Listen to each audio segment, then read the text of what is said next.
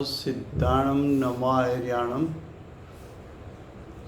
नमो वज्रायाणं नमो लोहे सव्वसाहुणं मंगलं भगवान् वीरो मंगलं गौतमो गणी मंगलं कुन्दकुन्दार्यो जैनधर्मोऽस्तु मंगलम् ओंकार बिंदु संयुक्तं नित्यं जायन्ति योगिनः कामदं मोक्षदं चैव ओंकाराय नमो नमः अहोपकार जिनवर्णो कुंदनो ध्वनि दिव्यनो जेन कुंद ध्वनि आप्या अहो आ गुरु काहनो तुझ ज्ञान ध्यान नो रंग अमया दर्श रहो ओ शिव पद तक तुझ संग माता हाथ ग्रो।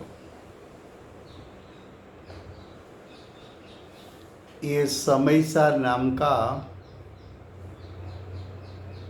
परम अध्यात्म शास्त्र है। भगवत कुंकुंदाचार्य देव मांगलिक करके समयसार को कहने की प्रतिज्ञा की है।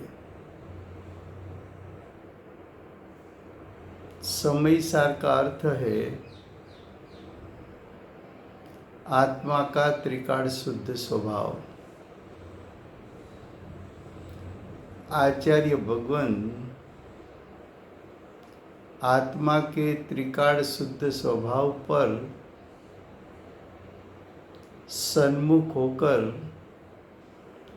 जीव अजीव के बीच में भेदरूप श्रद्धान करा के सम्यक दर्शन की प्राप्ति कराना चाहते हैं।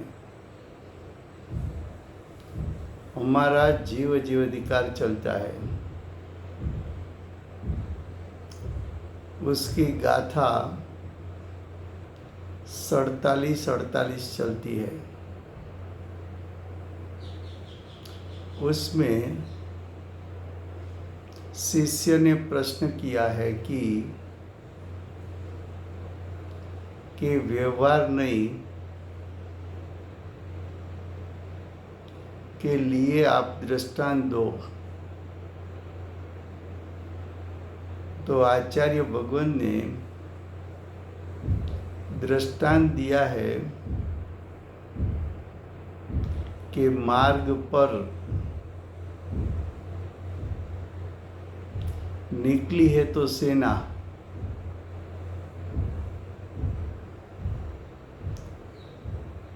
5 योजन के फैलाव में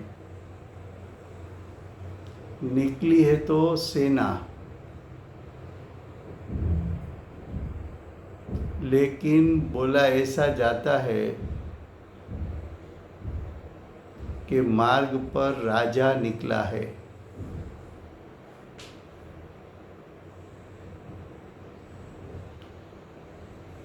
तो 5 योजन में सैनिक तो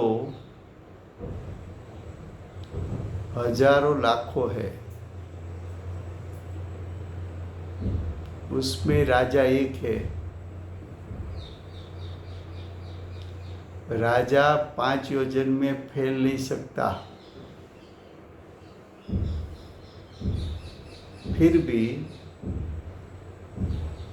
ऐसा कहने में आता है कि राजा उसमें फैला है। उसी प्रकार अनंत प्रकार के कर्म का उदय है और अनंत प्रकार के कर्म के उदय में जुड़ने से जीव में अनादि से आज तक अनंत प्रकार का राग द्वेष मोह रूप परिणाम हुआ है। ऐसे अनंत परिणाम में एक जीव फैल नहीं सकता। फिर भी व्यवहार से कहा जाता है कि अध्यवसान आदि भावों में जीव फैला हुआ है।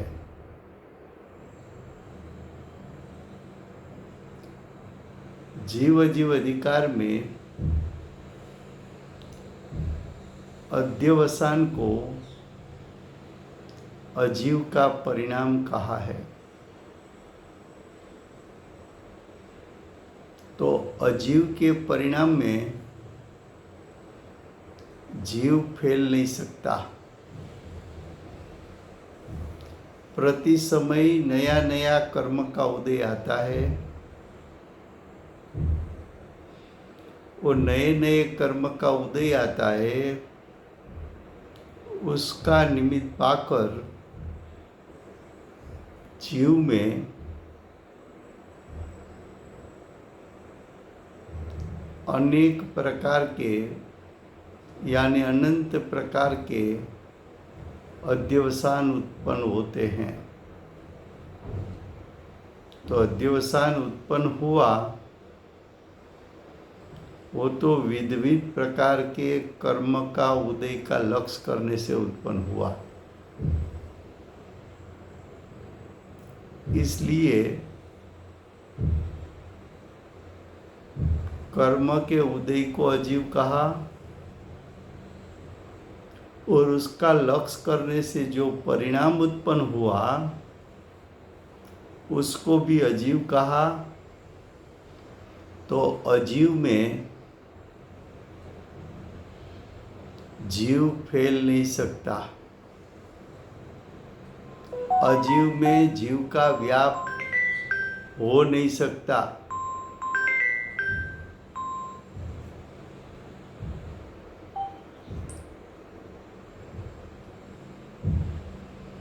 अजीव में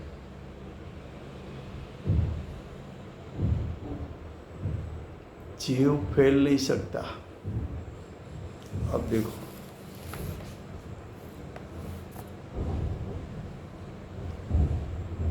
सड़तालीस गाथा उसकी टीका, उसकी तीसरी लाइन आधी लाइन के बाद देखो कि सेना राजा नहीं है, अध्यवसान जीव नहीं है,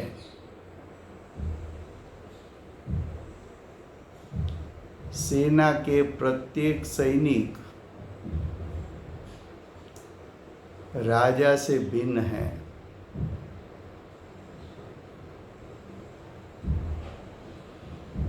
तो सेना राजा नहीं है,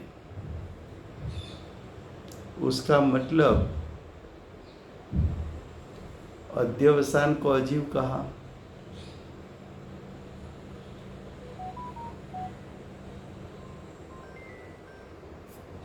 अध्यवसान को जीव कहा।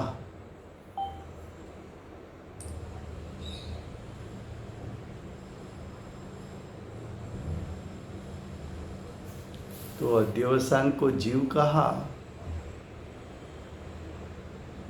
कि अजीव कहा? तो क्या अध्यवसान को अजीव कहा है? तो जैसे सेना में राजा नहीं है तो अध्यवसान अजीव है, उसमें जीव नहीं है।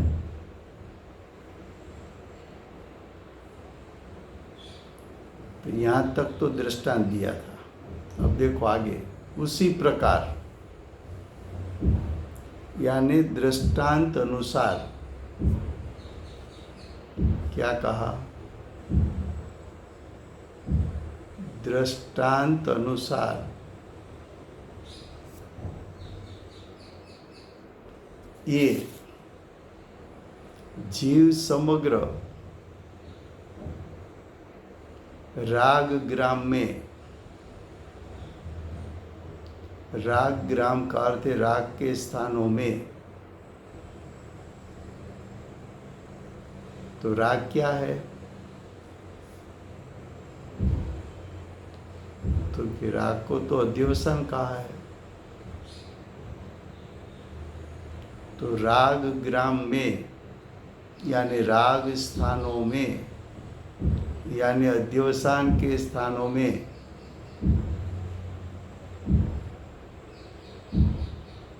व्याप कर प्रवृत्त रहा है, ऐसा कहना वो एक जीव का समग्र राग ग्राम में, समग्र का अर्थ है अनादि से आज तक अनंत राग उत्पन्न हुआ है, अनंत प्रकार का राग यानी अनंत प्रकार के अध्यवसान।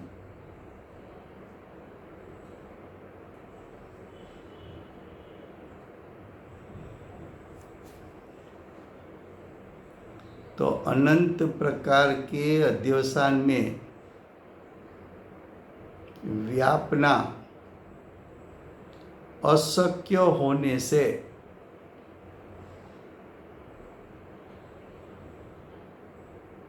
क्या कहा? प्रत्येक अध्यवसान विविध स्वभाव का है और ज्ञायक एक रूप स्वभाव वाला है।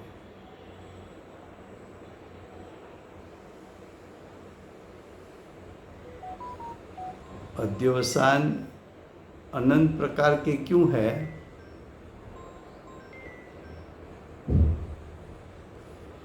1 मिनट फोन में बंद करता हूँ।